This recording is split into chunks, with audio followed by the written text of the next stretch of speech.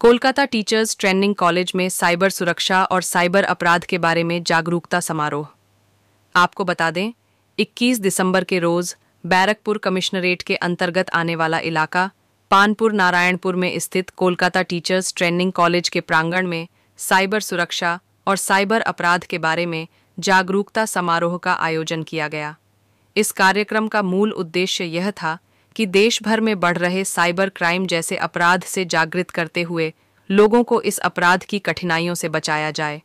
इस विशेष प्रोग्राम में Ganesh Biswas, DCP north zone Barrackpore, inspector Shri Devangshu Paul cyber police station, Shri Madhusudan Mandal OC Basudevpur police station, inspector Nilima Das OC महिला police station उपस्थित थे, जिन्होंने इस कार्यक्रम में बैठे लोगों को साइबर क्राइम की बुराइयों और खराबियों से अवगत कराया।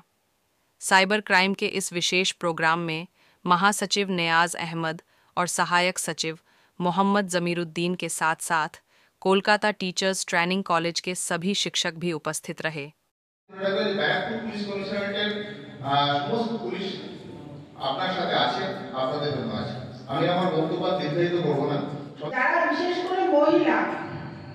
মহিলা যারা এখানে পড়াশোনা করেন বা ট্রেনিং করেন তাদের উদ্দেশ্যে বলবো, আমাদের কিছু মেয়েদের কিছু প্রবলেম থেকে থাকে যেগুলো আমরা কোনো মহিলার কাছে পরিষ্কারভাবে বা স্পষ্টভাবে তুলে ধরতে স্বচ্ছন্দ বোধ করি।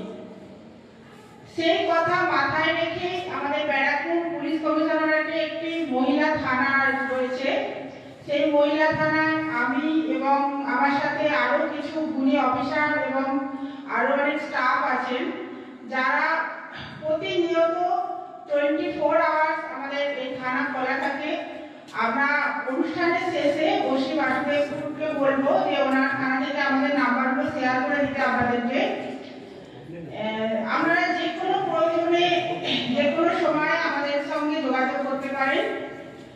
আর আমাদের একটা হেল্পলাইন নাম্বার আছে, টোল ফ্রি 112। এই 112 একটা খুব অ্যাক্টিভ নাম্বার, যে নাম্বারটা আমরা প্রচুর রেসপন্স পাচ্ছি এই নাম্বারের থেকে। এবং এটার কাজ সম্বন্ধে বলে দিই, ধরুন কোনো কর্মস্থলে বেরিয়ে আপনি কোনো জায়গায় পথে যে কোনো জায়গায় কোনো প্রবলেমে পড়লেন, দেখা গেল কোনোভাবে আপনি হ্যারাস হচ্ছেন, সেটা কোনো পুরুষ দ্বারা বা মহিলা দ্বারা বা যে কোনোভাবে, সেক্ষেত্রে আপনি এই টোল ফ্রি নাম্বারে ফোন করলে আমাদের যে পুলিশ টিম আছে, অ্যাক্টিভ যে মোবাইল ভ্যানগুলো আমাদের রান করে, তারা সঙ্গে সঙ্গে লোকেশন ট্র্যাক করে সেই জায়গায় পৌঁছে যান এবং সেখানে যিনি থাকেন তাকে সাধ্যমতো এবং প্রয়োজন মতো সহায়তা করে থাকেন।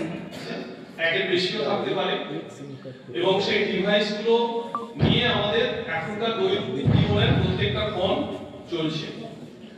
সেক্ষেত্রে সেই ডিভাইসগুলোর মধ্যে আমরা অনেক কিছু ভালো উপাদান যেমন পাই, কিছু রহস্যের হাতছানি আমরা পাই, কিছু অজানা জিনিস আমাদের সামনে আসে, আমরা সেগুলো অনেক সময় উন্মোচন করে দেখতে চাই। এই দেখার মধ্য দিয়ে কিছু কিছু সময় আমরা বিভিন্ন রকম অস্বস্তি, বিভিন্ন রকম আপদ এবং বিপদে পড়তে চলেছি বা পড়ে থাকি। पूरा हिंदुस्तान ठगी का शिकार बना हुआ है। पुलिस वालों ने अच्छा काम किया है, साइबर क्राइम वालों ने अच्छा काम किया है। मैं उसका तहे दिल से शुक्रिया अदा करता हूँ, धन्यवाद कहता हूँ उन लोगों को कि इस तरह के जनहित के काम के लिए हमको इस तरह का मौका मिला है। और हमको तो लगता है कि ये पुण्य का काम है, सवाब का काम है, क्योंकि इसमें हज़ारों करोड़ रुपए लोगों के ठगे गए और आए दिन ये काम शुरू है। हम लोगों को जागरूक होने की ज़रूरत है, जागरूक होना चाहिए। और दूसरा ये कि इंसान को स्ट्रॉन्ग भी होना चाहिए। कोई आदमी हमसे ठगैती करता है तो हमको समझना चाहिए कि ये आदमी कैसा है। पुलिस हर जगह अवेलेबल नहीं होगी, ये काम हमारे खुद के करने की ज़रूरत है। जागरूकता ज़रूरी है। जो इस तरह के प्रोग्राम हुए हैं जनहित में हुए हैं और मुझे खुशी है कि इस तरह का मौका हमको मिला है। चूँकि हमको तो ताज्जुब है कि ऐसे ऐसे लोग ठगे गए हैं जो अच्छे पढ़े लिखे हैं, स्कॉलर हैं। आम आदमी में जो अनपढ़ ठगा जाता है तो उसके लिए तो कोई उतना ये नहीं है, हम उसको उतना ये नहीं समझते कि ज़्यादा ये हो गया। लेकिन जो पढ़े लिखे लोग ठगे गए हैं, जैसे IPS ऑफिसर्स को हमने सुना, इनकम टैक्स के ऑफिसर्स को लोगों ने ये किया, टीचर उसको ठग लिया, उसकी बेटी का गलत अफवाह उड़ा करके वो बेचारी खुदकुशी कर ली, जान से हाथ धो बैठी। इतना इतना बड़ा क्राइम लोगों ने किया है या कर रहा है, ये तो एकदम बख्शने के लायक नहीं है।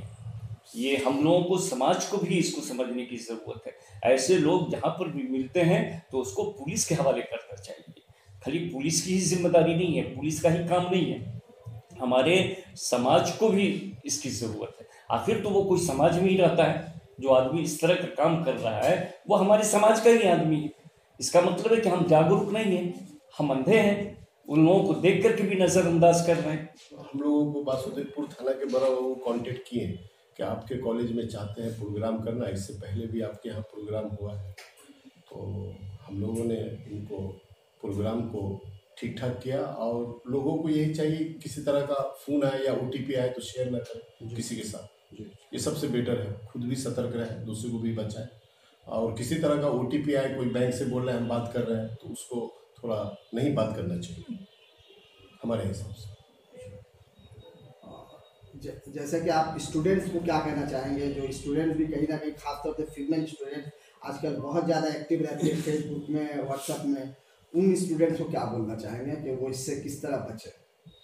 हमारे हिसाब से ज़्यादा सोशल मीडिया का ज़माना है, फेसबुक को इस्तेमाल करें, लेकिन अगर जान पहचान नहीं, आप किसी को करीबी नहीं पहचानते तो उसको दोस्त ना बनाएं फेसबुक पर, उससे थोड़ा सावधानी बरतें, ये सबसे बेटर होगा। অ্যাকচুয়ালি আমাদের সমাজে সাইবার ক্রাইম যে ব্যাপারটা বা বিভিন্ন ক্রাইমই শুধুমাত্র এটাকে ক্রাইম বলা যাবে না, এটা একটা ডিজিজের পর্যায়ে চলে গেছে। কারণ মানুষের রন্ধ্রে রন্ধ্রে এটার একটা আতঙ্ক চলে এসছে। তো আমরা কলকাতা টিচার্স ট্রেনিং কলেজের পক্ষ থেকে এই সমস্ত সমাজের যে ঘটে যাওয়া ঘটনাগুলোর ওপর প্রায়ই আমরা অ্যাওয়ারনেস করি এবং সেটা লোকাল লেভেলেই করে থাকি।